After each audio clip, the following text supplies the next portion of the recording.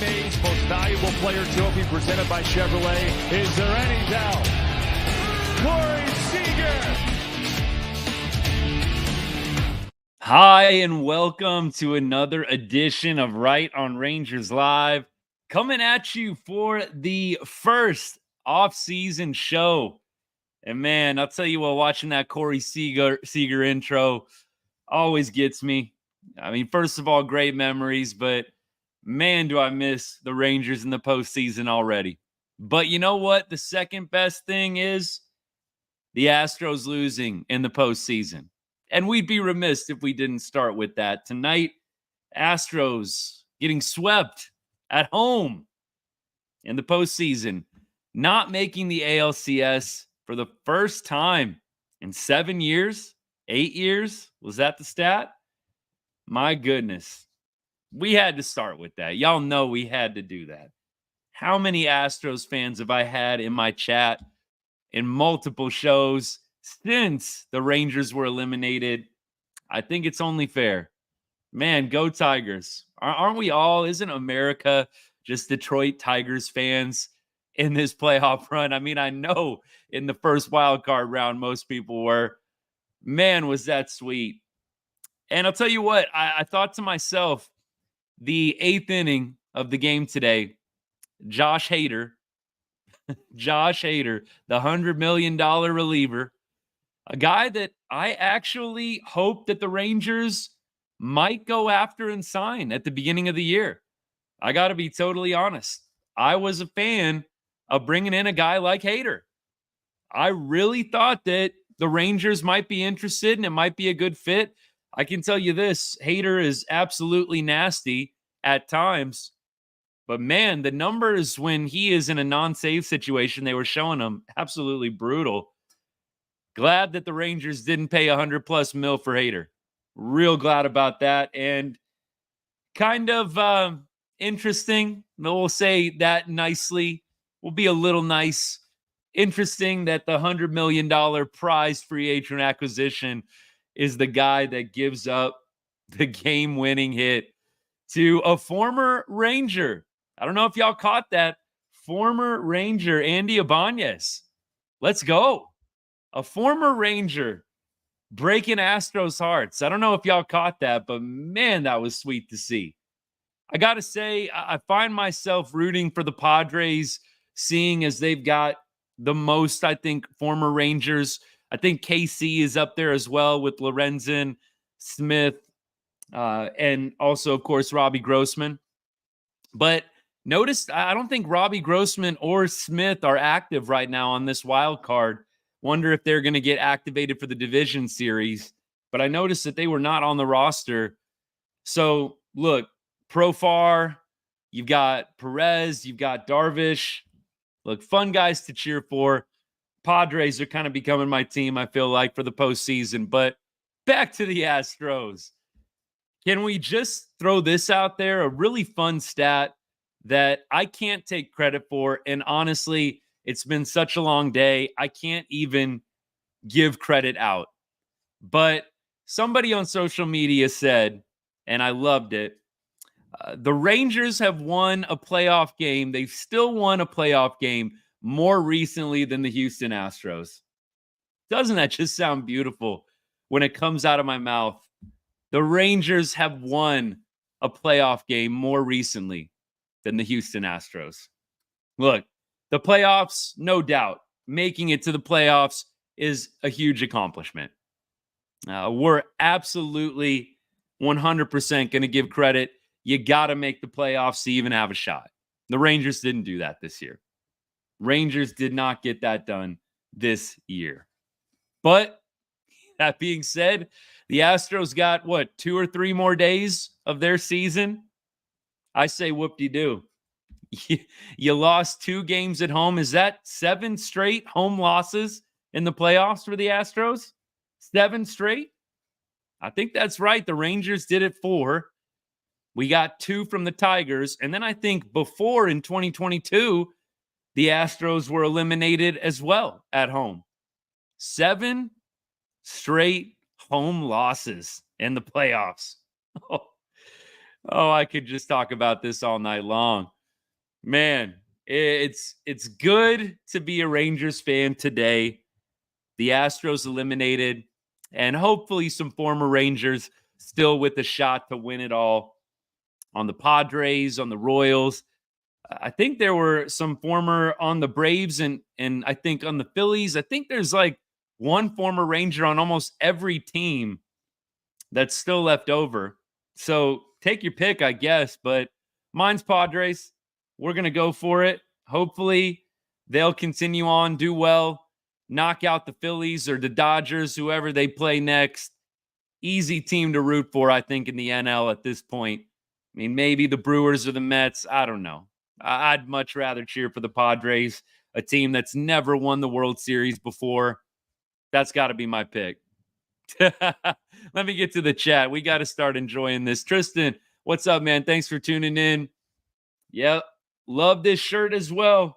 Wish we could get a 2024 edition, but we'll have to wait till 25. Let me keep going here. Detroit Tigers are absolutely, I think, going to be a problem. In fact, I was talking with some good buddies, and I really do feel like the Tigers have that 23 Rangers feeling. I don't know. A team nobody really was thinking was going to do anything. They go into Houston, win 2 straight. I think the Tigers kind of have that Texas Rangers feeling from last year. Just the team that's kind of quietly getting hot and making some loud noise early on. Man, the Orioles are having a tough time figuring it out, aren't they? They're having a tough time figuring it out. The Orioles were my pick to go to the World Series from the AL. Wrong already. Hey, I called the Astros one, so I got to give myself a little pat on the back for that. I said the Astros, no way we're winning the World Series this year. Didn't even think they were going to make the World Series. I thought maybe they'll go ALCS, but my Orioles prediction was very, very wrong. Very wrong. And I don't really know. I don't know who I think is going to get it now in the AL. I still don't think the Yankees are going to go all the way. Maybe it's going to be the Royals or the Tigers. I would love to see it. Would love to see it. My goodness. We'll keep on rolling, though. Orioles get knocked out. Braves get knocked out. The Brewers live to fight another day. The only game 3, right, in the wild card round, that was over quickly. The only game 3 in the wild card round. I do agree, though. Aaron, Tigers are a hungry team, no doubt. Natalie, what's up? I'm going to get into the exit interviews and everything in just a little bit. We're just basking in the Astros pitifulness, if you will. We're just basking in it right now, just for a little bit longer, and probably on the next show too. So just be prepared. Aaron, everyone was wondering what would happen if the Astros made it to the World Series. I guess we'll never know. I could do this all night, y'all. I'm not even lying. I could literally do this all night because the trolls were out heavily out after the Rangers were eliminated. Heavily out. So at this point, it's time for y'all to take a turn. We had the Astros and the fans giving us plenty of crap after we got eliminated from postseason contention. Yeah, we're going to give it back a little bit tonight. Good evening, everybody on TikTok. Appreciate y'all. Thank you, everybody. Tigers, yep. Let's see. Big Mac, what's up, man? Getting hot at the right time. The Tigers are, no doubt. Go Royals. I can live with that. Let me keep going here. Rangers won World Series. Now they act like the Yankees. No Rangers fan is acting like we're the Yankees. Come on now. We won a World Series. Rangers fans are appreciative, but not going to lie, we enjoy watching the Astros lose. If you're a diehard, I don't know how you couldn't. The Braves are so awful. Why didn't the Mets just sweep us? Look, I go back and forth. This is actually a great discussion question for the chat. Chime in on this one if y'all want. But, I mean, Would you rather have your heart ripped out in the playoffs, 2-game sweep, like what just happened to the Braves and the Astros, or would you rather just not make the playoffs? I got to say, it was kind of a slow bleed for the Rangers. You kind of had time to process they're not going to be in the playoffs. At the end in September, you knew they weren't going to be in the playoffs. You kind of had chance to really get the hopes and the expectations and things where they needed to be. But again, the question is, would you rather just get your heart ripped out in the first round, you make it to the playoffs, but you get your heart ripped out, or would you rather just miss the playoffs entirely? I don't know. It's a tough one for me. There's nothing like postseason baseball, but the losses that some of these teams are taking here, the Astros, the Braves, the Orioles. I mean, the Orioles and Astros, you're watching that at home. Right? The Orioles are at home the second year in a row getting swept at home in the playoffs. That is brutal if you're an O's fan. Brutal. And same thing for the Astros. I mean, you get your heart ripped out by the Rangers last year. You lose all 4 games at home. You're spending your hard-earned money going to a game, taking off work because the games are in the middle of the day, and you're getting your heart ripped out. I mean, I don't know. It's a tough one. Yeah, Rangers World Series was a fluke. Come on, be original. Everybody's saying that. Come on. The haters got to come up with something new. Y'all can't just keep saying this is a fluke. Somebody already said that. And look, winning the World Series is no fluke. You win the World Series, you earn every bit of it. The Rangers probably won the toughest World Series, I think, in a long time.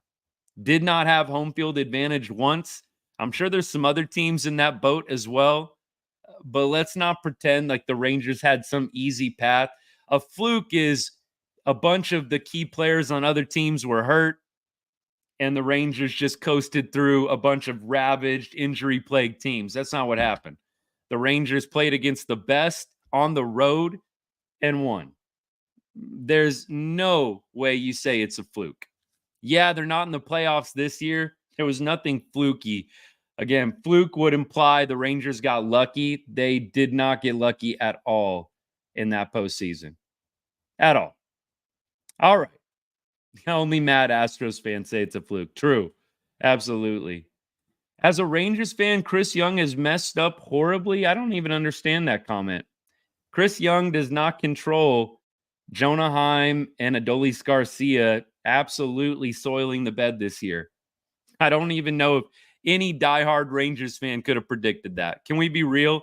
Nobody predicted Adolis Garcia and Jonah Heim falling off a cliff, all the injuries. I don't even know how you blame CY. I don't even know how you do it. 11-0 on the road. Thank you. Can we just say these things out loud? 11-0 on the road. Never done before. Yeah, it was a fluke. They got lucky. They went 11-0 on the road. So lucky. Played every series without home field advantage. So lucky. Yeah, I look, pointing to the I don't think the Malley signing is really that bad of a signing at this point. These are comments on TikTok for all y'all on YouTube, X, Facebook, Instagram, by the way. A couple comments on TikTok. Malley, DeGrom, Scherzer, Reagans, all horrible transactions. The Reagans trade, look, I absolutely, if you take away the fact that the Rangers won the World Series, not as a result of that trade, but in the same season as that trade, I don't know. The Cole Reagans trade and the Aroldis Chapman trade, it doesn't in a vacuum look great. But if you consider the context, they won the World Series the year they traded away Cole Reagans. Any fan is going to take a World Series and gladly send away a Cole Reagans. Look, I would do that trade 100 times over if it means we got to win a World Series. DeGrom, I think it may work out. It's not great right now. Like if you had a meter, the DeGrom signing is not looking great. Now, could it become great if he stays healthy the rest of the contract and pitches like a Cy Young candidate? Absolutely. I think the DeGrom transaction ends up looking pretty solid. The Malley and the Scherzer deal, yeah, I agree. Again, Scherzer trade in the context of a World Series year, I'll take it. But yes, in a vacuum, the Max Scherzer for Luis Angel Acuna trade does not look great either. But again, it helped win you a World Series. Max Scherzer did pitch in the World Series. He did contribute. Yes, he did get hurt in the World Series, but I just don't think you can sit around and say that the trades that CY made in a World Series championship winning year were bad trades. It helped win you a World Series. The Malley free agent signing, they knew he was hurt. And yeah, he didn't pitch the last month of the season, but I think next year is going to be the year when we determine whether or not the Malley signing was bad or not. Just my 2 cents on that. Let me keep going here. Astros out. Love it. Absolutely. Absolutely. You got to love that. Yeah. Keep going here with the comments. I'm trying to keep up with y'all. Appreciate all the comments. Yep. Astros swept. We got to love it. Tigers don't have a 300 hitter, 25 home run, 75 RBI guy on the team. Yeah. Isn't that crazy? I was noticing that too. Like, look, I'm not even going to lie to y'all. When I was going up and down that Tigers lineup, of course, I recognized some names from when the Rangers played the Tigers a couple of times this year. But no disrespect, because they've got some great hitters. They proved it against the Astros, but not a lot of notable names. It's not a lot of dudes that are getting highlighted on MLB.com. They're too busy glazing the Dodgers and the Yankees, of course. But look, the Tigers, I hope they get some love, because Lord knows they didn't get a lot of press coverage at the beginning or in the middle or end of the regular season. I am enjoying the Royals team too. I really do like the Royals. Look, I'm probably Padres, Royals myself. Tigers, though, look, it's kind of hard not to root for, knocking out the arch rival Astros. I'm not even going to lie. The Tigers, kind of hard not to root for. All right, TikTok, I'm going to take just a real quick break real quick. Wayne, what's up, man? Is Texas going to spend money this offseason? Well, let's talk about that. So you've been maybe keeping up a little bit. Some of y'all have maybe been keeping up with some of the beat reporters, some of the beat writers for the Rangers and off-season exit interview type stuff. The payroll is actually decreasing this off-season. That's reported by a couple of Rangers beat writers. The payroll is actually going down a little bit. So I cannot imagine the Rangers are going to be doing a lot of big spending. The priority is the bullpen, and that's been noted multiple times. I imagine after that, they're going to try maybe to fill out maybe with 1 to 2 one-year deal starter types. Think like what they did with Mike Lorenzen. Maybe you add a little bit of depth, but it sounds like the Rangers are all in on the players they got for the most part when it comes to the offense. So I really don't know 100% what to expect. It does not sound like the Rangers are going to be big spenders. Aaron, what's up, man? I know I've been going and looking at a lot of TikTok comments. I'm going to get back to y'all in a little bit. Should be a great ALDS and NLDS. Totally agreed. Absolutely agreed. DeGrom may turn out to be great still. Agreed on that as well. We were talking about the DeGrom deal. Agreed on Scherzer. Scherzer does not look good. Acuna looks pretty good for the Mets. Yikes. Yikes, man. I hope Acuna, I don't wish him ill will, but does he have to turn into a superstar? I'd appreciate if he wasn't a superstar, but has a nice career. How about that? Let me keep going. Aaron says Scherzer didn't contribute in the playoffs. We won in spite of him. Yeah, he pitched in the ALCS in the World Series, so I don't know if I would say he didn't contribute at all. Was he dominant? No. Did he contribute? Yeah, I think he did, but I don't think that he had, a huge war in those playoffs. Let me put it to you that way.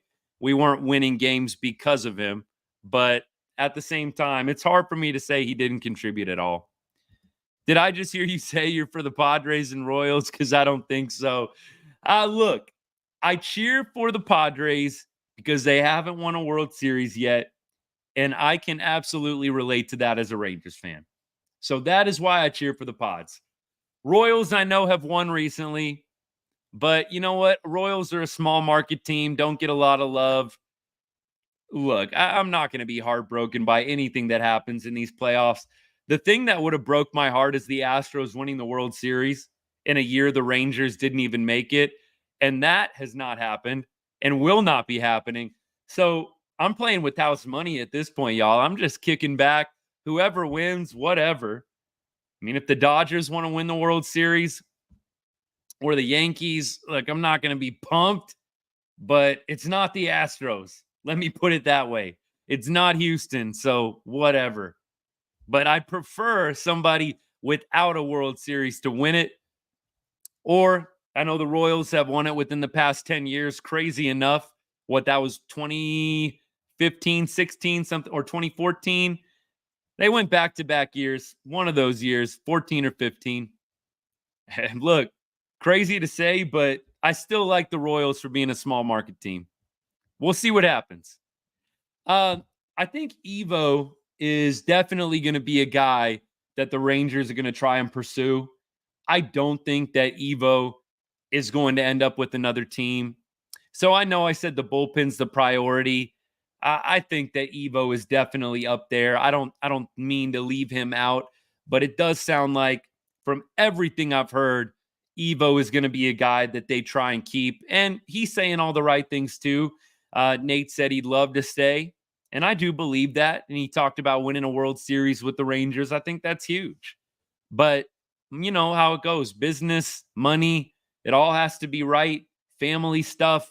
So I don't know what's going to happen with Nate Eovaldi, but I do hope and I do feel confident he'll be back. I would be really surprised, not shocked, but I would be really surprised if Evo does not end up in a Rangers uni in 2025. Whether he exercises the club or the player option or not, I don't know. Maybe they work out a new deal, but I can imagine that they are going to try and do everything they can to keep him. Appreciate the gifts, Max. Thank you. Appreciate you guys. Thanks so much. Hey, look, it's going to be an interesting offseason. CY proved this last year that he has the ability to make a lot out of a little. Nobody thought Kirby Yates and David Robertson were going to be this dominant. So I definitely feel confident CY is going to get the most out of whatever he ends up doing with free agency. Probably get some good bargain deals. But I do think that it's going to be bullpen, shoring that up once again. Last year was the bullpen too, right? After blowing 30-plus saves in 2023. He did well on that. It sounds like the Rangers may try and keep one of the two guys, Robertson or Yates. I don't think they're going to be able to keep both. It is estimated that each one of them is probably going to be able to command around $10 million a year next year. Kirby Yates going, 33 of 34 save ops. And we had David Robertson, 35 holds as well. Seriously, we are probably not going to be able to keep both those dudes. I would say maybe one, maybe David Robertson. I don't know if Kirby Yates, we're going to be able to keep him around with what he did last year. We'll see what happens. But I think maybe they end up keeping Robertson or Yates, and then they got to go outside. They got to find somebody else to fill some of those spots. Absolutely. Daniel, it's all fun, man. I hope you know that, brother. I hope you know that. Like I said, don't really have a huge dog in the fight. Look, if Shohei decides to go on an epic tear, look, I don't know how you can hate Shohei Ohtani. What a season he had. Look, he makes me dislike the Dodgers less. Look, us smaller market teams, and yes, I do consider the Rangers to be a smaller market team. We we don't love the big market teams that much. Dodgers, Yankees, you know how it goes. So, look, when those teams fall, I'm not shedding any tears. But that being said, if the Dodgers want to go win another one, that would probably be all right. And Shohei getting his first ring, that'd be something too. But for now, for me, Royals, Padres, we'll see what happens. I got a lot of notes from today. I don't know how much y'all want to talk about them, but I'm willing to let the show go wherever it leads. What do I think about? Let me see here. What do I think about the gonna see situation with this contract? Need a little more on that one, probably. DFW team should be able to bring in more revenue. I feel the same way. Like I really do feel that way. DFW is a huge, huge city. I don't know what it is, but it feels like the Rangers should be a bigger market team. But for whatever reason, I just don't feel like that's how they get treated. Yeah, Evan Carter, getting him back will be huge. Another thing, CY and Bruce Bochy were talking about in the exit interviews. Can we get Evan Carter back all the way healthy? One of the big things the Rangers struggled with this year, which I talked about in the show many times, was the fastball. Rangers were one of the worst fastball hitting teams in Major League Baseball. And the two best fastball hitters on our team, probably Josh Young and Evan Carter. And we didn't have either of those guys for most of the season. I think they played like 1 week together in the same lineup. So Adolis Garcia, one of the worst fastball hitters in the league. And that has been a trend that has followed him throughout his years. So I kind of worry a little bit. It does seem like they're going to go back to Dolly, count on the Jonah Heim rebound as well. I don't know how much of a choice they really have, but I really don't know how you improve on the fastball problem. I mean, can you up the Swede spin? Can't talk today. The swing speed. Excuse me. Can you up the swing speed? I don't know. Those guys are in their 30s. I think Jonah Heim just turned 30. Adolis is what, 32, 33? Are you really going to increase bat speed as you kind of get onto the back nine of your career? I don't know. It's troubling to me. The problems the Rangers have had hitting fastballs this year, and you're going back to pretty much the same lineup with not a lot of changes. Rangers are pretty much hoping that they improve and bounce back, and then maybe some guys from the minors internally step up. We'll see. We'll keep going here. Natalie says, I'm excited to see what the lineup looks like next year. Excited for Langford as well. And am curious to see where they play him in the outfield. I don't know what they're going to do with him left field, center field. I think that Langford actually was probably better defensively than what I gave him credit for as I looked at some of the stats. So I stand corrected somewhat. I think Wyatt actually was a pretty good defender down the stretch for us. Yeah, some of the arm slot stuff I still kind of worry about, but I think that he's going to only get better. I think he's only going to continue to improve. And so I do think Wyatt Langford is going to be a big piece going into the 2025 season. I'm just a little worried about everybody else. Caleb, what's up, man? Bobby Witt, absolute stud. I've said over and over, I would love to have a guy like Bobby Witt, Fernando Tatis, guys that are fast and have power. Such a deadly combo. That's why I think Wyatt Langford is really the potential for him endless. I think could be a 30-30 guy. That speed power combo, those are my favorite types of players. So Bobby Witt, 100%. Look, if you watch that game today, Royals and Orioles, Bobby Witt beats out an infield hit to score the go-ahead run, I believe, in that game, make it 2-1. I mean, that's what speed does. And I love those types of players. So Bobby Witt, big fan of his. Let me get to some of my notes here. I took notes on a lot of the articles And I just want to go through them, and I'll continue to check comments and whatnot. But let me start from the top here. Some exit interviews. CY, quote from him, bullpen is an area we need to address. Our identity in 2023 was an elite offensive unit. We obviously regressed this year. The biggest remedy is improving the guys we currently have. Our internal focus is going to be a heavy priority for us in terms of getting the best out of those players. So that's CY direct quote. He also went on to say, we need Adolis to bounce back. We need Jonah to bounce back. We need Leody Taveras to take the next step in his development. So all of those quotes lead you to believe they're not doing anything different with any of those players. Now, maybe Leody's still a platoon guy. Maybe. But I think that they're trotting all those guys back out based on those comments. That doesn't mean it can't change, but I can't say I was super pumped to see Leody's name thrown in there. I don't think Leody has taken any steps really significant, I should say, in his development over the past several years. Leody is the player that he is. He's a platoon player. I don't really think he's more than that at this point. I'd love to be proven wrong. But that was one line in CY's list of quotes that I've got for you guys that I just kind of shook my head at. I'd really like to see them move on from Leody. I don't know if it's going to happen. Bochy talked about the possibility of moving Marcus Semien out of the leadoff spot. So that's interesting. I think, and I told y'all this, I think that Marcus Semien was probably better suited to protect Corey Seager than anybody else at certain times this year.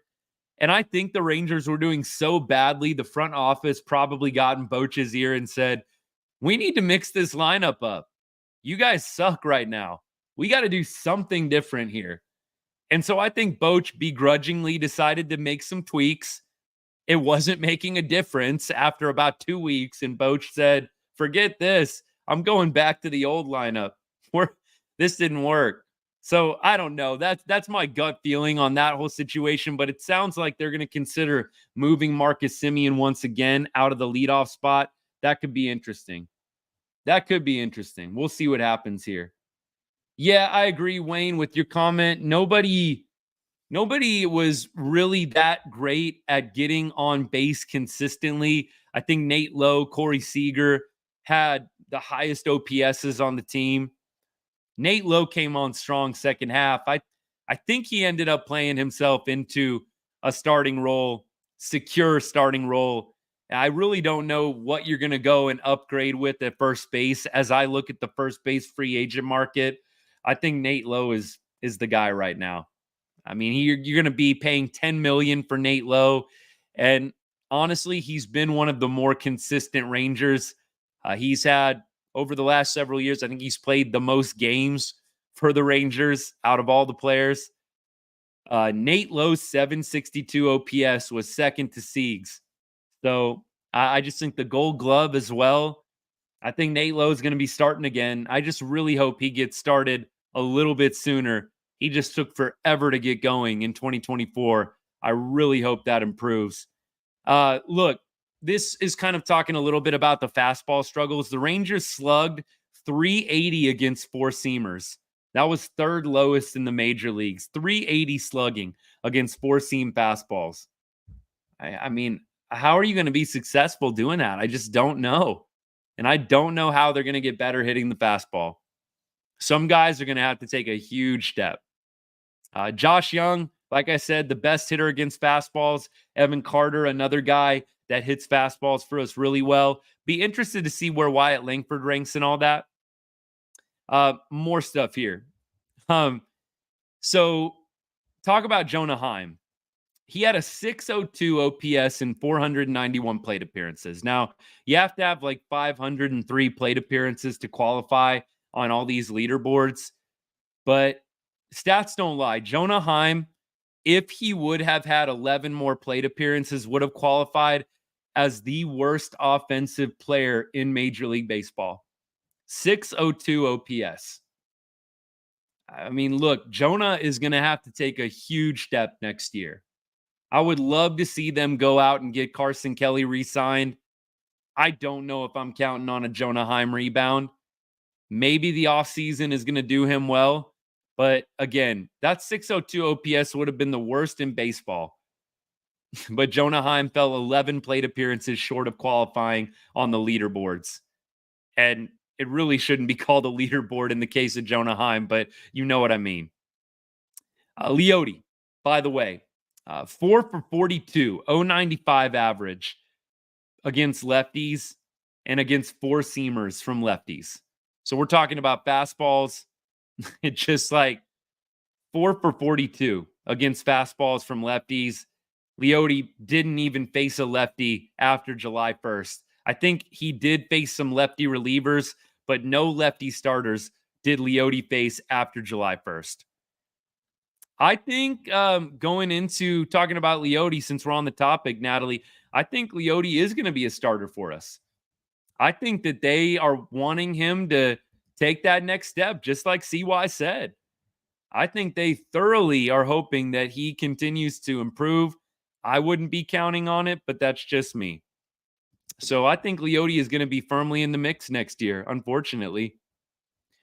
Look, some injury updates too. And then, Aaron, by the way, if you're still with me, bud, I see your comment about Jordan Montgomery. I'm going to talk about Jordan Montgomery and the comments that the Arizona Diamondbacks owner made about him. Really crazy stuff, I think. Pretty wild for an owner to come out and say. I'll get to that in a little bit here. Injury updates. Adolis, you remember, kind of tweaked the knee a little bit. Didn't play the finale. CY says they're optimistic that he's going to be just fine. I think he was going to get an MRI done earlier this week. Don't know if they came out with the results of that, but Dolly's knee should be fine. Evan Carter, Young said that the Rangers are optimistic he'll make a full recovery, avoid further back issues. Direct quote here about Evan Carter from CY. He's made real progress. I think the thing with Evan in the season is that we had a 4 to 6 week timeline that we thought would be enough time for him to recover. And you might remember they were trying to get Evan Carter back in July. It just never ended up working out. The quote goes on, in the end, the back injury just needed a more significant period of rest, and the timing became more of an 8 to 12 week period. Evan Carter's doing wonderfully. He's been here. He's been rehabbing. He's feeling very good. That's CY on Evan Carter. On Josh Young, these are all just injury updates from the Rangers. Significant players, of course. A good offseason for Josh is going to be really important. I think we can let this thing calm down. The wrist, which kind of flared up on him at the end of the season. Of course, Josh Young fractured his wrist getting hit by a fastball against the Rays. The hope is that Josh, with some rest, some extended rest, and then strengthening this winter and not having to rush, he'll be ready to go by spring training.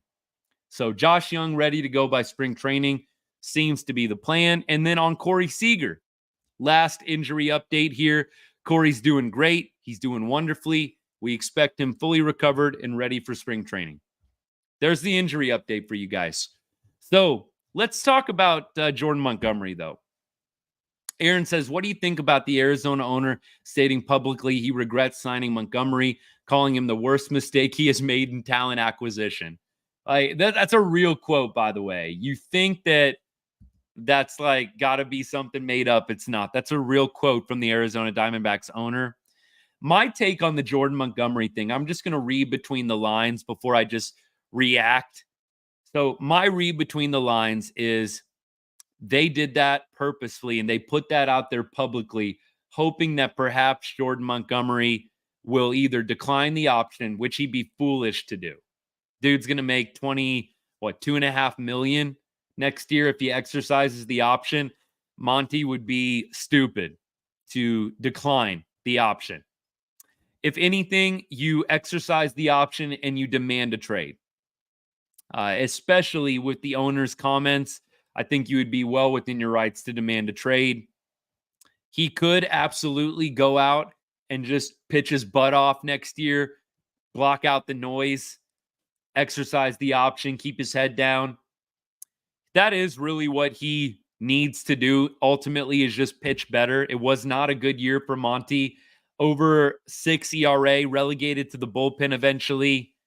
And yeah, you do the math, if they would have won, one more game, one of the games that Jordan Montgomery started, yeah, technically they'd be in the playoffs. But you could do that with any starting pitcher on the Diamondbacks. If they would have just won one more game, we'd be in the playoffs. If they wouldn't have got totally shelled in that one start, we'd be in the playoffs. You could do that all day. So I think it's pretty terrible that the Arizona Diamondbacks owner came out and did that.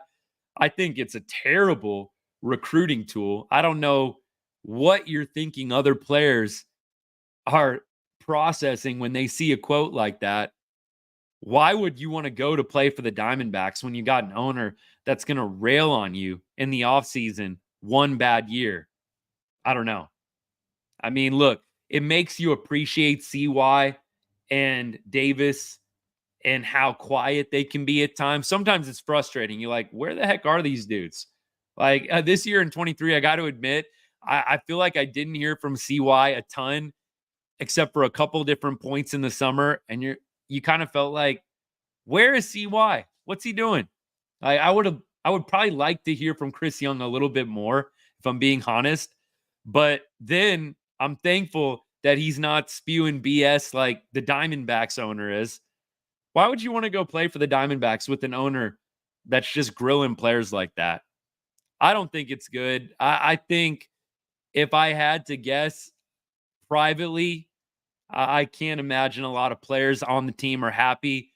I mean, look, everybody knows baseball is a tough sport. I don't think there's a lot of professional baseball players after a guy has a down year that are mad or upset or grilling him. I don't think that's going on at all in that D-backs clubhouse. I think most guys are looking in the mirror, thinking about how they could have been better. At least that's what I want to believe. I don't think there's anybody with ill will towards Jordan Montgomery. Guys have bad years. It happens. But pretty wild that D-backs owner came out and publicly flamed Jordan Montgomery. I know that some people are going to say they appreciate the honesty. I don't agree. I think there's a place to be professional, and I think that you crossed over into that unprofessional territory by doing that, and you're the owner. So not a fan of that. Look, my buddies and I were joking, could we get a little trade for Monty on the cheap? Maybe D-backs eat some salary. We give up a C-level prospect, and, we pay a little bit of Montgomery's $22.5 million, and we have some depth in the starting rotation. Sounds like a win-win to me. I don't want to pay Jordan Montgomery $22.5 million, but let's say Arizona pays 15, 16 of that, and we send a C-level prospect. I don't know why you'd be mad at that deal. DY, give the D-backs a call. Bring Monty back home. The Rangers fans would be loving that 100%. Look, I do think ultimately, Wayne, I'm seeing your comment here. Ultimately, Jordan Montgomery, I think, got screwed over by Boris big time. The whole waiting out spring training and really, just totally holding off until the very bitter end backfired on Monty. Monty didn't get a spring training, wasn't the same guy that he was for the Rangers last year. Pitchers, man, they are creatures of habit. They're creatures of habit. They need to have consistency. And I think Jordan Montgomery not getting that spring training was huge. I think it was huge. Gary, I love it. Gary on TikTok says, this is awesome. Give them Leote from Monty. I'd be all on board with that, by the way. They can gladly take Leote. We'll take Monty, pay a little bit of Monty's $22.5 million. We'll do that deal in a heartbeat. We will do that deal in a heartbeat, no doubt. Look, comment here. Lorenzen experiment failed and Malley non-existent. I think that you knew Malley wasn't going to give you a ton this year. So I think next year is the true year we need to evaluate Malley. Just my opinion there. I will say this about Lorenzen. Nobody expected Mike Lorenzen to be a sub-3 guy, even a sub-4 guy. I don't think Chris Young thought to himself when he signed Mike Lorenzen This is going to be a guy that's going to be 350 ERA and dominating. Mike Lorenzen was an innings eater signing. We signed Mike Lorenzen to get through the first half of the season, to eat innings, and to hold things fairly steady until reinforcements arrived. Malley, DeGrom, Scherzer, and Mike Lorenzen did his job in that regard. He held things down. He gave the Rangers a chance to win quite a few ball games. Look, the numbers didn't end up super pretty because the last 3 or 4 starts for Mike Lorenzen were rough in a Rangers uni. But I do feel Mike Lorenzen did his job. They just needed Lorenzen to eat innings until guys came back. So look, I don't at all hold it against Mike Lorenzen for his numbers with the Rangers. The dude just was supposed to take up a space in the starting rotation until we got some guys back. I hope he has success with the Royals. I don't know what his role is going to be with them, how high leverage situation he's going to be used, but I like Mike Lorenzen. I'm a fan, and I think he did well in the role that he was supposed to fulfill for the team. No, he wasn't sub-4, sub-3 ERA, tons of strikeouts guy, but I feel like he gave us a lot of gritty starts and gave us an opportunity to win. I think that was Mike Lorenzen in a nutshell. So, I don't know. We'll see what happens with Malley, though. Let me keep going here. Appreciate all the follows, by the way. Thank you so much. Chris, appreciate it, man. Thank you for that follow. Wayne, how's this TV deal going to hurt or help Texas? Well, Texas is trying to create their own media streaming app, channel. I don't know. It's kind of vague at this point from what I've heard. The positives are you get to control the money, right? You can control the advertising. You can control the dollars a little bit better. I don't know how lucrative it's going to end up being, but I do think that it's going to be an improvement over Bally. When you get to control it, you have the opportunity to make it as good as you want it to be. So I do think that that's going to be a positive. We'll see what happens with it. I wish they'd get it figured out sooner rather than later, the TV deal. We'll keep going here. What do I think they do with Josh Smith? He was our MVP with Young out. Agreed. Gary, Josh Smith was the MVP of the first half. No doubt. Josh Smith was our best player in the first half of the year. 100%. But you look at the numbers for Josh Smith in the second half, and he majorly regressed. And I do think that his final numbers are more in line with the type of player that Josh Smith is. I'm really surprised that a lot of Rangers fans want to see Josh Smith be the DH again next year. It just doesn't make a lot of sense to me. Josh Smith, for as good of a year as he had and how well he played, first of all, I think there's a couple of things going on. Nobody expected Josh Smith to do what he did in the first half. So anything above what we expected from him was going to be an instant positive. Instant positive. The other thing, the team was just so bad offensively. Josh Smith's 250 average looks pretty good. So I do think there's a little bit of, I don't know if we want to call it rose-colored glasses, but I think that some people have a little bit of an inflated opinion of what Josh Smith really is and what he is going to consistently contribute. Josh Smith is not a 320 homer guy. I don't know if he's a 275, 300 homer guy over 162 games. I think Josh Smith is a hard-nosed, great baseball player, but I think he's a guy you would probably rather utilize off the bench as a spot starter, a guy that you could rotate in any position, second, short, third. The Rangers have some guys that are going to need days off. I don't think Josh Smith is your opening day starter anywhere, but I do think he's a next man up. If anybody needs a day off on the left side of the infield, he's getting the start. And if Simi needs a day off, which it sounds like Bochy is going to be giving more of those to Simi next year, he's probably going to get the start there. We know Josh Smith can play outfield.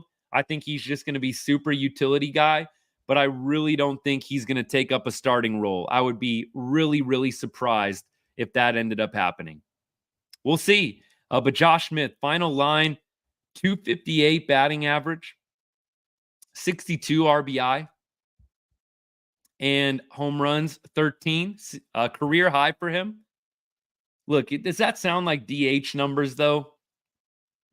Your DH needs to be popping 20 homers, 25 preferably, and sniffing 80 to 90 RBI minimum. The DH is a spot I'd really like to see the Rangers improve on. They had Josh Smith fill that role. They had Travis Jankowski DHing. I don't know, y'all. I got to see some improvement in the DH spot. And I just don't think we can put Josh Smith back out there. 258, 13 homers, 62 RBI. Look, the OBP on the year was 337. OPS was 731. Look, I just don't see it. I do see super utility guy, first man up if anybody on the infield needs a day. So that's my take on him. Let me keep going here. I'll get some more comments here. Do I think the Rangers pick up bats? Probably no. It doesn't sound like bats are the priority. I think they're going to try to re-sign Evo, Nate Eovaldi, and I think that they're going to try to get bullpen pieces. I don't think they're going to make a big splash with the bats. Hate to say it.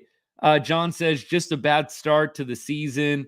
I mean, Young and Seager had no spring training. Then the injury to Young and Carter. Yep, I got to agree with you.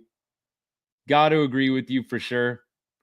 Appreciate the follows, by the way. I see a few of y'all following on TikTok. Thank you so much. That means a lot.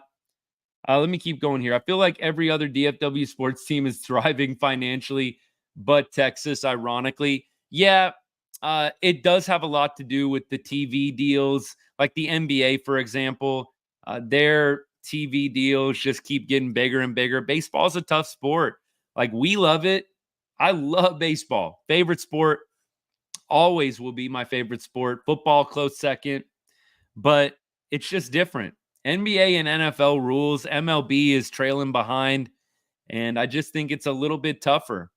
And, you know, a market like Dallas, you got the Cowboys, you got some competition. Look, they did just win a World Series, but you have to stay relevant to be this big market juggernaut making a bunch of money. Rangers not making the playoffs at all this year, that it does hurt the brand a little bit. It does. Rangers, John says, were higher on Duran than Smith to start the season. Yeah, John, I've been a big proponent of Ezekiel Duran should have been traded the last 2 summers. Duran had a great start to 2023, and the Rangers held on to him. He had a bad start to 2024, but then he went down to the minor leagues and killed it. He had like 5 homers in 5 games, or like 6 homers in 5 games right before the trade deadline. Like, he's putting himself on a silver platter for you to go get somebody of value. And they decided to hold on to him again. So I'm not a big fan of holding on to Zeke Duran. I think they need to trade him for somebody. I don't know who or what, but I think they need to get value out of Duran while they still can. Personally, I just feel like he has no spot on the team. Where are you going to play him? Josh Smith is probably going to be your primary super utility guy. Do you really need another one? Like, in my opinion, you need probably a guy that can play all the infield positions, or a lot of them. You need a couple of outfielders. I guess maybe Duran could be like the backup to Josh Smith, but I don't know. He's not going to get a lot of playing time. I'd rather the Rangers let him go or trade for him, get whatever they can. I don't even know what value he still has. Let me keep going here. Byron on YouTube says, it was a solid year. Injuries, lack of consistent offense cost us. Yep. I think one more starting pitcher would help us a lot. Yeah, I think DeGrom being fully back and healthy is going to go a long way. You get Evo back. You've got 2 aces right there. Like, that plays in the postseason, y'all. It does. DeGrom, we're assuming full health. I know the haters are going to say, yeah, he's not going to make it there. Whatever. We're not even talking about that. So you assume full health. DeGrom, Evo, back-to-back. I mean, even if you make the wild card game, you got DeGrom and Evo back-to-back. That's going to be tough to deal with. You make the division round automatically. Now you get to set it up perfectly. Plus, you've got a budding Kumar rocker. And the Rangers are going to have a good staff next year. The bullpen needs to get shored back up. We'll see if we can hold on to Robertson or Yates. Don't know if it's going to happen or not. But I totally agree. Byron, appreciate the comment. Thanks so much, man. Bryce, what's up? Baseball is my favorite sport as well. I played it as long as I could. I played baseball high school, a little bit in college, real small school. Look, I'm not one of those dudes that tries to sit around and brag about my playing career. I learned a lot, great memories with teammates, coaches, got into coaching myself after I was done with school. Still coach a little baseball and football right now. I love it. But baseball is amazing.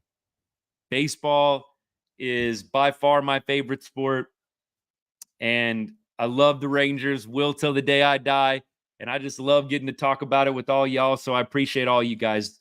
I'll probably say that a few more times before the night's out. But thank you so much for all the comments tonight. Y'all are keeping this show moving for me. I was a little worried. I'm not going to lie to y'all. I was like, it's the off season. I got some notes. I got some CY interview quotes, but I don't know how this offseason show is going to go. But y'all are reassuring me right now. It helps to have the postseason on too. Byron agreed. Kumar growing and, again, getting better and better. I think that is going to continue to happen. Cody Bradford, I mean, we saw amazing things from him. I really think that the Rangers starting pitching is going to be great next year. Now we just got to pray that offense comes along, y'all. We really do. Let me keep going. Wayne, you miss Garver, huh? Garver, I miss him like from a sentimental perspective, but Garver did not have a great year. He did not have a great year. Garver did not. We'll keep going here. Let me keep on following. Thanks for all the follows, y'all. I'm seeing all these follows right now. TikTok, thank you. That means a lot to me. Appreciate y'all. Let me keep going. I'm trying to keep up. Yeah, Garver, miss Garv sauce, but the bat from Garv was not amazing this year. I think he hit under 200. It was not good from Garv. DH should have. I'm a big old school guy. The DH should be a 25-plus homer guy at minimum. At minimum. Santander is a dude that I love, Gary. I've talked about Santander a ton from Baltimore.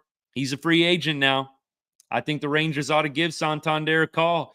But Wayne makes a good point. The Rangers are not going to be paying big bucks for Santander. I would love that signing, but I just don't see it happening. I think that they could use, Wayne, a bat of some kind. I think you could go out and get a DH type bat.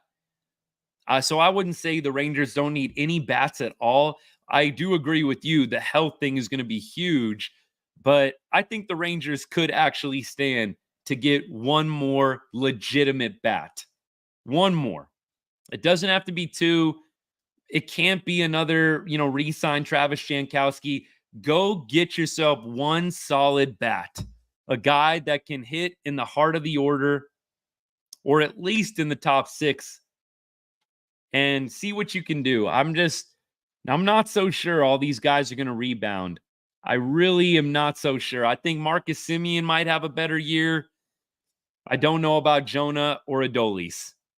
Really feeling uncertain about them. I'll keep going here. Got to keep our outfield healthy. Yep. You definitely got to keep Wyatt, keep Evan Carter, Adolis healthy. Wayne, yes, NBA TV deals are nuts. I totally agree. I really did think, and I said it a lot, I'm going to plug in my phone, all y'all. So my people on TikTok, you guys don't die. I got y'all on my phone, and I got everybody else on my computer over here. But anyways, I really do think that the World Series did not benefit the Rangers as much as I thought it was going to. And look, the Rangers, they could have done better this year, no doubt, to bolster the team, gone a little bit more all in the offseason. It wasn't meant to be, but that would have been my play as an owner, as a multi-billionaire owner. If I was the owner of the team, I'm going all in the year after, trying to be the first team to win back-to-back since the Yankees. But you know what? It's not my money, and that's why I'm not an owner yet. Maybe one day that would be the dream, owning a baseball team, would it not? I would be a bad owner in terms of spending my money. Santander, sure. Here's 40 million. What is it to me? I have like 6 billion more dollars where that came from. I mean, I would not be a good owner in terms of financial responsibility, but the fans would love me. I would have gone and got and put my name in the hat for sure for Shohei. You would have seen me trying to throw some money at Shohei Ohtani. No doubt. I would have tried to get Shohei. I would have probably, and I admitted at the beginning of the show, I would have gone after Hader. I'm glad it didn't work out because Josh Hader obviously had his struggles this year. You would have seen me spending a lot of money after winning a World Series. It's too bad that the Rangers didn't at least go a little bit more all in. I really think that they could have done a better job bolstering the lineup, not resting on the laurels. I feel like they did that a little too much this year. What really happened, and we've talked about it a lot on the show, is they counted on Wyatt Langford and Evan Carter being absolute studs from the jump, and that just didn't happen. Wyatt Langford is going to be a stud, but Wyatt Langford took a while to catch stride. He really did. It wasn't until summertime that Wyatt was really cooking, and it was actually after the hamstring injury that he suffered in Kansas City. I hope, Wayne, you're right. I hope they just need a little reset in the offseason. Hopefully that's the case 100%. Let me keep going here. Yeah, Gary, 100%. Bradford, I think, is going to be really good. I love him. If we could get Cody Bradford to pitch every game at home, I think that would go a long way too. Cody Bradford at home was straight up dominating. I mean, he had like a 2.25 ERA at home. The road record left something to be desired, but the home record, dude was on fire. I'll keep going here. Let's go Dodgers. Look, the Astros are out. Anybody wants to win the World Series, feel free. I'd prefer not the Yankees or the Dodgers, but you know what? The Astros being out, I'm not going to complain too much. Yeah, I agree. Leclerc, probably a guy that we're going to move on from. Seager is signed for a long time. Seager, I think, is signed through 2031. 2031, because we signed him in 21 to a 10-year deal. So I believe Seager is 2031. Simeon is 2028. 2028 for Marcus. So those are the big two guys. Somebody says, I love Jonah Heim. Locked, got you. I love Jonah Heim, but the Rangers got to think about finding a new catcher. I already said, could we re-sign Carson Kelly? Seriously, Carson Kelly was pretty solid. There's not a lot of upgrades available at the catching position, so I don't think you can dump Jonah Heim. He just was the all-star starter and a Gold Glove winning catcher. I don't think that it's like totally like out of left field to say he's going to have a better year than what he did next year just because like he was so bad this year. You really can't go anywhere but up. I mean, I already said Jonah Heim was the worst offensive player in baseball this year. He was 11 plate appearances short of qualifying to be the worst OPS in baseball. Like, not good. Not good. So I do think that you got to have a Carson Kelly waiting in the wings. I don't know if you can just throw all your eggs in the Jonah Heim basket. Let me keep going here. Tristan says it's a great day because the Astros are out of the playoffs. Amen. Preach. I could read that comment a million more times. Astros getting swept at home. 7 straight postseason losses at home. You gotta love it. You gotta love it. Our 2025 closer. That's probably going to be my thought on that is either Robertson or Yates. I think we're going to re-sign one of them. I don't think that we can afford both Robertson and Yates. My take is it's going to be one of those two guys. If we can re-sign Yates, he's the closer. If we can re-sign Robertson, I see us making him the closer. I think Spores is going to be good setup guy. Agreed with that. But I just don't think the Rangers are going to be able to get both guys back. Both Robertson and Yates can probably get 10 million, 9 million in free agency. I just don't think we have 18 to 20 million to spend on both of them. So I don't know. My preference would probably be Kirby Yates. I'm not going to be upset if it's Robertson, but my preference would be Kirby Yates as well. That would be who I would think. Okay, let me keep rolling here. Make sure I didn't forget anybody. Natalie says, I don't want Leote taking playing time from Wyatt or Evan Carter. Agreed. I would like to see Evan Carter get every AB that Leote would potentially get. If Evan Carter's healthy, dude was your number one prospect. Play the guy every day. I think the whole platoon thing with Evan Carter, I know some of y'all have heard me talk about this.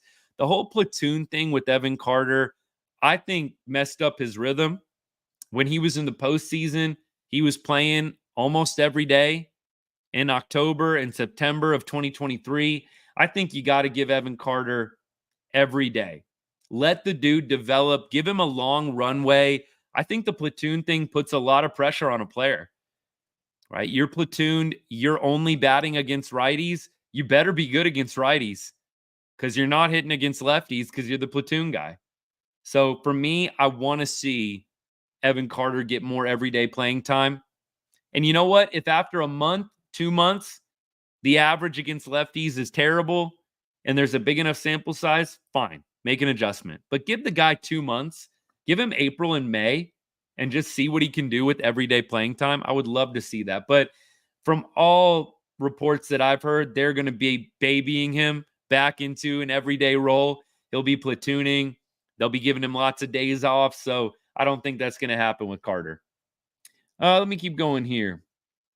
I do too. I want to see the Rangers in the postseason again. I think we will next year. Game 3 picks. So let's see. Game 3 tomorrow. I got to pull up MLB.com right now, and I got to look at the starting pitchers. That's going to help me determine who I'm going to predict. So we got Mets against Brewers, and then we've got, is that it? Everybody else took care of business, right? So it's just Mets Brewers tomorrow. Look at that. Sweeps all the way. So let's see. It's Myers going for the Brewers, 9-6, 3 ERA. Quintana going for the Mets, 3.75 ERA, 10-10. Look, I'm probably going to ride with the Brewers tomorrow. I would have to go Brewers. I think the way that they won the game today, momentum, swag, comeback win, I think it's going to be pretty hard to back the Mets tomorrow after what you saw tonight. The Brewers coming back the way that they did. That's my take on that. What do I think about the Padres? Love the Padres. Padres are a super fun team to watch. Again, they're kind of the team I followed in the NL. I'm out here on the West Coast anyways. I get to watch a lot of the West Coast teams, you know, the Padres, the Dodgers, Angels, all of them. So Padres, I think, can absolutely beat one of the teams that are in front of them, the Dodgers or the Phillies. I think they can do it. Now, the Musgrove injury, we'll see what happens there. Musgrove, of course, left the start, I think, in the 4th inning tonight. So we'll see. But I think the Padres could win it all, no doubt. Really, there's a lot of teams in these playoffs that could win it all. I could see and make an argument for any one of these teams winning it all. You really could. So Brewers, my pick for tomorrow. CY seems to think focusing on pitching is the answer in free agency. Can this lineup rebound? Deer Hunter, that's my sentiment exactly. I would say lean, probably no, and be really happy when I'm wrong. I would say the expectations need to be at no. The lineup is probably not going to completely rebound, but be very happy when it does. I am not going to be holding my breath that Dolly is going to be 2023 mode or Jonah Heim is going to go back to 2023 mode. And I don't know if they're going to sign any kind of bat of significance. It doesn't sound like it. Hopefully they surprise us, but no, I don't feel super confident or great that the lineup is going to make this massive bounce back. I really think you're just hoping a couple of guys can be average compared to terrible like they were this year. And then I think you're just hoping for full health from Evan Carter and Josh Young. And you're hoping Wyatt Langford continues to be Wyatt Langford in September. By the way, Wyatt was the September Player of the Month, and he was the September AL Rookie of the Month. And check this out. First Rangers player to win Player of the Month since Shin-Soo Choo in September of 2015. It had almost been 9 years since a Rangers player won Player of the Month. That seems crazy to me. Like, how did Corey Seager not win it earlier this year when he hit like 9 homers in 8 games or something crazy like that? But look, first Rangers player to win Player of the Month since Choo in September 2015. My goodness. He finished the year 253 batting average, 16 homers, 25 doubles, 74 RBI, 19 stolen bases in 134 games. Only the second player in Major League Baseball history to produce a walk-off grand slam, hit for the cycle, and record an inside the park home run in the same season. Only other player to do that was Jackie Robinson in 1948. Those are some pretty wild facts about Wyatt Langford right there. Dude's going to be special. I really do feel that. How special is he going to be next year in his second year? We'll see. I think definitely a 2020 guy. Maybe even a 25-25 guy. I would put money on 2020. I would probably still put money on 25-25. I don't know if I'm willing to go 30-30 on Wyatt Langford yet. Do I think he can reach that in his career? Yes. Do I think next year might be a little preemptive, but I'm going to say he's going to make 25-25 club next year in 162 games, more confidence, more improvement. Hopefully the power gets going earlier. Took a while for Wyatt to hit that first out of the park home run, but good for Wyatt, finishing the year AL Rookie of the Month and AL Player of the Month as well. All right, let me see if I got anything else here. Natalie says, my thinking that Leody will be the fourth outfielder is that I heard Wyatt will be getting a heavy dose of center next season. Yeah, I don't know. I think Leody's still going to be in the mix. I don't know why CY would come out and say Leody needs to take the next step if he wasn't going to be in the mix at all. I think you would have just gone ahead and kind of ignored or glossed over Leody. But Leody kind of gets called out by CY. I think he's probably going to be back in a decent role. We'll see what happens. Let me keep going here. TikTok comments. We're going to start closing things down here. Yeah, Rangers fans, I don't know who a lot of Rangers fans are rooting for. I'm rooting for the Padres because I've always enjoyed following them being out here on the West Coast. I do love some of their players. I like the former Rangers, Profar, Darvish, Martin Perez caught on with the Padres. So, look, I'm for the Padres. I don't know what other Rangers fans are doing, but I don't know. We'll see what happens. See who most of them are cheering for. We were all cheering for the Tigers. Anybody against the Astros, but I don't know. Now that the Astros are out, I'm not sure. We'll see. But yeah, that's another thing too. Somebody's mentioned on TikTok, Bruce Bochy, Padres manager, right? I mean, Padres connections. I'm Padres. Royals would be nice too, but I'd like to see the Padres or the Royals. I've said that a few times. Going for either the Tigers or the Padres. Look, Tigers, Padres, Royals, wouldn't mind seeing any of those teams win. Dodgers, Padres, I hope. Is that what we're getting next? Did they determine that yet? Who the Padres face next round? Is it the Dodgers?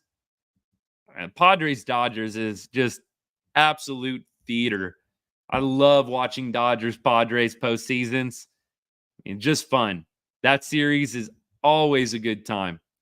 So if that's the next series, that's going to be great. Is that confirmed? I'll check it out. See if any of y'all know that that's confirmed in the comments or not, but that'd be great. I mean, I assumed it's either Padres Dodgers or Padres Phillies, because the Brewers Mets plays the top seed, right? Something like that. This new playoff format, I'm still getting used to it a little bit. I'm not going to lie. Let's see. Saturday, yes, it's Dodgers Padres, and it's Dylan Cease versus Jack Flaherty. So we've got best of 5, first 2 at Dodger Stadium. Then it goes back to San Diego. That's going to be a fun series. So Saturday is when all the division games start. Big game on Saturday. Big day for MLB on Saturday. Tigers, Guardians. Then you've got Milwaukee or New York versus Phillies. Royals versus Yankees. And then you've got Padres, Dodgers. It's going to be a great Saturday for baseball. Great Saturday. Really looking forward to that. Really looking forward to that. Let me see if I got any other notes, any other things I wanted to share from you. So free agents, by the way, for the Rangers: Evo, Scherzer, Heaney, Yates, Robertson, Chafin, although I think there's a club option on Chafin if the Rangers want to exercise it. Urania, Leclerc, Kelly, Jankowski. Those are all the Rangers free agents going into 2025. Then ARB eligible players: Lowe, Dunning, Heim, Tavares, Huff, and Spores. So all those guys potentially getting a little pay raise. And then the guys that are ARB eligible next year: Young, Duran, Smith. And then guys that are signed 2025 and beyond, we got Seager, 2031, Stimmy 2028, DeGrom is 27, Malley and Gray are free agents after next year, as is Adolis Garcia. So there you go. There's the rundown on free agents, ARB eligible guys, all that good stuff. And other than that, coaching staff is going to be all the way back. So all the Rangers fans that were kind of ragging on the hitting coach and the offensive coordinator, we're getting them back in 2025, like it or not. CY said in terms of personnel, we expect everybody back. And Bochy is in the third and final year of his deal, but he's staying pretty tight-lipped. Bochy says he hasn't given any thought to his managerial future beyond that third and final year that is upcoming this next season. Whether we believe that or not, I don't know. We'll see what happens with Boch. I've said it, though, a lot, and I'm going to probably wrap up with this comment. Bochy, you're just not going to get better than him. I don't look around MLB and really feel like any other manager gives the Texas Rangers a better chance to win than Bruce Bochy. Same thing with CY. I don't look around and covet really any GM. Are there a few GMs that are a little more aggressive than CY? Like the Padres GM, for example? Absolutely. There are. I don't think you're getting the Padres GM. I don't think I'm dissatisfied with either Bochy or CY. And I don't think you're going to upgrade that much over any of them. So with that being said, I hope that Bochy comes back beyond this third year. I'm glad CY was given the title, upgraded to president. I'm glad he's going to be around the organization for years to come. But I don't think there's a manager that I would want any more than Bruce Bochy. I agree. AJ Hinch, I'm seeing the comment now. Appreciate the comment on TikTok. AJ Hinch is great. Good for him, by the way, beating the Astros in their own ballpark. AJ Hinch, of course, former Astros manager. That had to be sweet for him. I mean, I kind of get goosebumps like thinking about that. Like, you're back in that ballpark, all the scandal, trash can, gate, whatever you want to call it. Like, and you get let go, and then you go back into the stadium in a different uni and you sweep. That is just awesome. Poetic justice, sweet revenge, whatever you want to call it.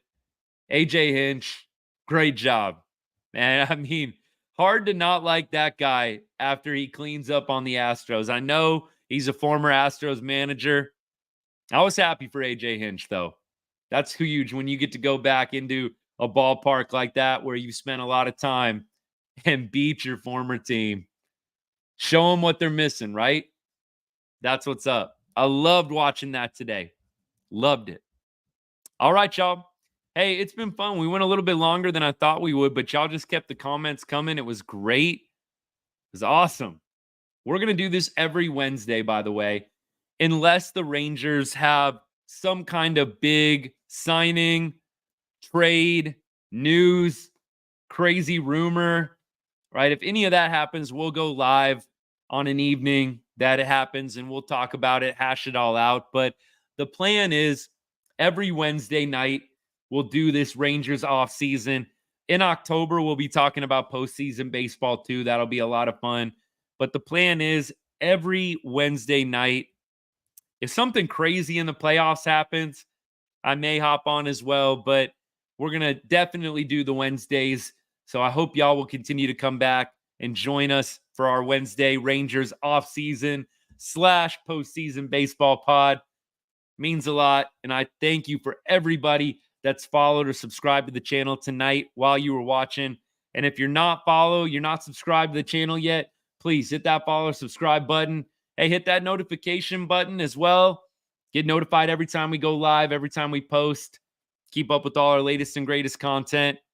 And hey, if you know somebody that loves baseball, loves the Rangers, loves DFW sports in general, send them my way.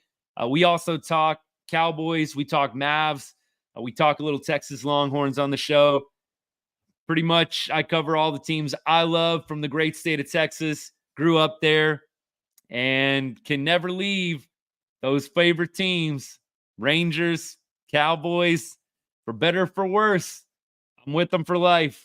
So if you want to come back over the weekend, we'll do some pods for the Longhorns game. Actually, the Longhorns are off this weekend. Cowboys are back on, though, playing at Pittsburgh. So we'll be back on Sunday, do a little NFL Cowboys pod if you're interested in that. Otherwise, come back next Wednesday for more Rangers talk. Appreciate all y'all. As I always say to end every show, God bless and go